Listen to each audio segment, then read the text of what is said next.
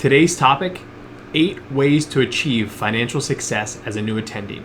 We're going to walk through 8 topics that we see quite a bit in that transition from training to attending, or even if you're a few years into attending. Some of the main topics we're going to cover, we're going to walk through developing an insurance plan, we're going to walk through revising your investment strategy, we're going to walk through tax planning, we're going to talk through some debt management.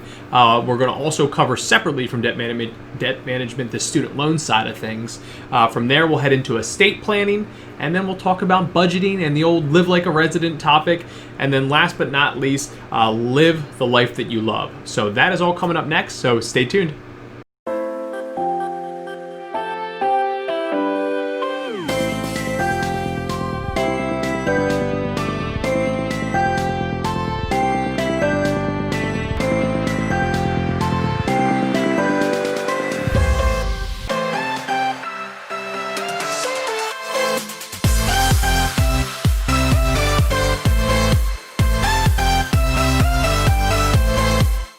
All right, the first topic is developing an insurance plan. So by this time, hopefully you already have some of the foundational pieces in place, at least disability, I'm hoping.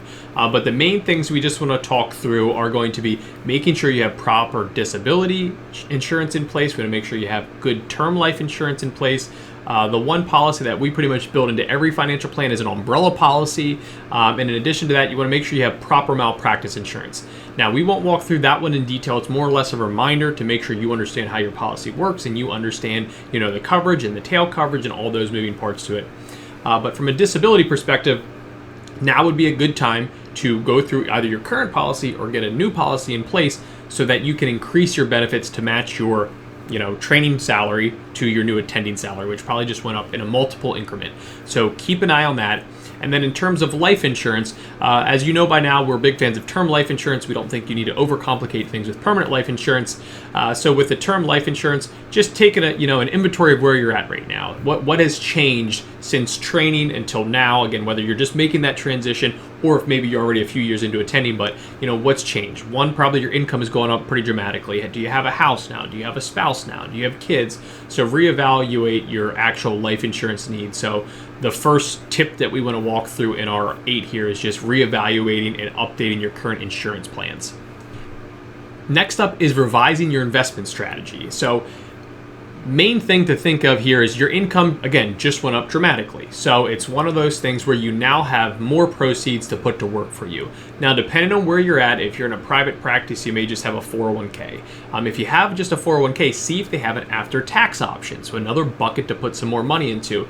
If you were in more of an academia world, more of a teaching hospital, look for a 403b, but also see if you have access to a 457b. You might be able to get some benefit out of that as well. So really the way that we always look at this, once you hit attending, now obviously it evolves with your financial plans and things change, but what we usually look to accomplish is max out your employer plan. Max out your Roth IRA for both you and your spouse if that pertains to you. And then from there, you're probably going to look at a taxable account as your next spot. Maybe you have an HSA that you're taking advantage. Maybe you have some flexible spending accounts, an FSA. So there's going to be some movement in there. You need to keep that agile. But for the most part, we're looking at those 3 sequences. Max out your qualified plan, max out your backdoor Roth IRA, look to take advantage of a taxable account. So the main update here is just continue to fill in those buckets and continue to increase your savings ratio as a percentage of your new income. All right, number 3 is making a tax plan. So tax planning is one of those things where, when we build a financial plan, we're always building tax efficient planning into the plan.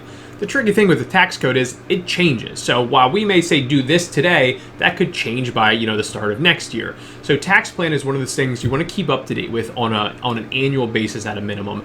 Basic tax planning every single year, take advantage of tax efficient plans. That should be in there every year, trying to get your adjusted gross income as low as possible, again, which makes sense for you. But the main thing with tax planning is making sure you do have a plan in place, making sure you are taking advantage of all the tax opportunities. Something as simple as, if you have 1099 pay, don't forget that you can go open up a solo 401k plan and put some more funds into that. So just be aware of tax planning. Tax planning is a huge part of your net positive results from a financial plan, meaning, how much do you actually keep of that money that you bring in, or how much of that money you earn through your investment account. So make sure you're paying attention to that tax plan. Like I said, every year, keep an eye on any big tax code changes. Number 4 is creating a debt management plan. So for the most part, hopefully debt is not an overwhelming part. Now again, the number 5 is going to be student loans, so we'll hit that one next. But for the most part, from a debt management perspective, hopefully at this point, maybe you have your mortgage. Maybe you have some type of business loan to buy into a practice or a surgery center, whatever the example would be. Those are for all intents and purposes what we would consider good debt. If there's any bad debt in place, maybe you took out a personal loan, or maybe credit cards built up while you were going through your training, that is where we're going to build a proper plan to get those paid off. So find out your debt balance, go through the calculation of your average interest rate, and see what it takes to get those paid off in a short period of time. But at the very base, we call this cleaning up the balance sheet. We want to get that balance sheet cleaned up and getting rid of those bad debts as quickly and as efficiently as possible while still building the rest of your financial plan. All right, next up is honing in on your student loan. So at this point, I'm very, very hopeful that there's only 2 routes that we're looking at. Route 1 says we're pretty darn close to public service loan forgiveness. You just finished up your training, you're now an attending, so you're either in you're in a nonprofit hospital and we're trying to just get those final steps in there for public service loan forgiveness, or you already were planning to go, to the private sector and we were going to go for aggressive payoff. So in reality, at this point from student loans, I'm hoping, my fingers are crossed right now, that we're down to the final stretch there of either close to public service loan forgiveness, or we're at least have our private loans organized now because it made sense, and we're going for aggressive payoff. So the big thing to keep in mind is just making sure your student loans are organized and that we are on track for either public service loan forgiveness or aggressive payoff and getting those out of the way in the near future.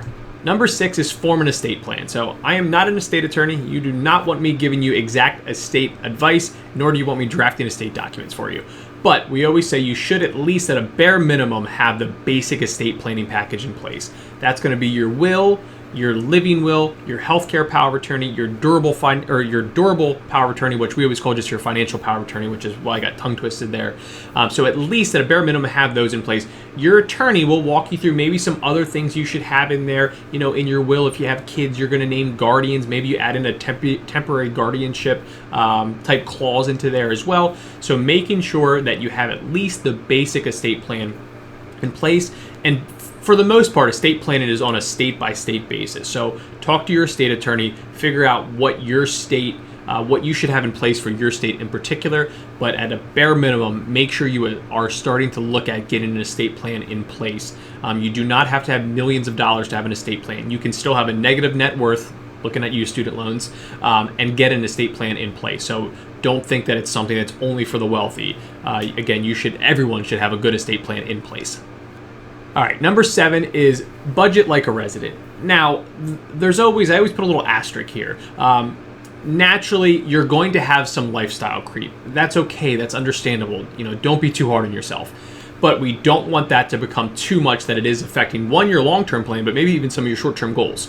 So it's okay to have some lifestyle creep. The reason why we do like the term continue to live like a resident, what the Dr. Dolly, the white coat investor, is famous for utilizing that line. I don't know, maybe even has it copied or copyrighted. It's a good line. But we do like that idea, but understanding that your life will evolve a little bit in there as well. So continue to keep an eye on your budget. Try to keep costs low. Don't go buy the Ferrari yet. Don't buy the 25-bedroom house. You'll have plenty of time for all that crazy stuff, I promise. But at the very start, we're going to make sure we're building a strong foundation. Number 8 is live the life that you love. So the main theory here is, this really comes back to physician burnout, at least from my perspective when we rate that. Work-life balance is important. Continuing to take care of yourself is going to be important for your long-term success as a physician, as a spouse, as a parent. It's all interrelated. So make sure you're taking care of yourself, and make sure you're giving yourself enough time to have a good work-life balance and working towards that. So that's the last one that we wanted to cover. So as always, thanks for tuning in. We always appreciate you watching our videos. If you have any questions, always feel free to reach out. But we'll catch you on the next video. So thanks for tuning in.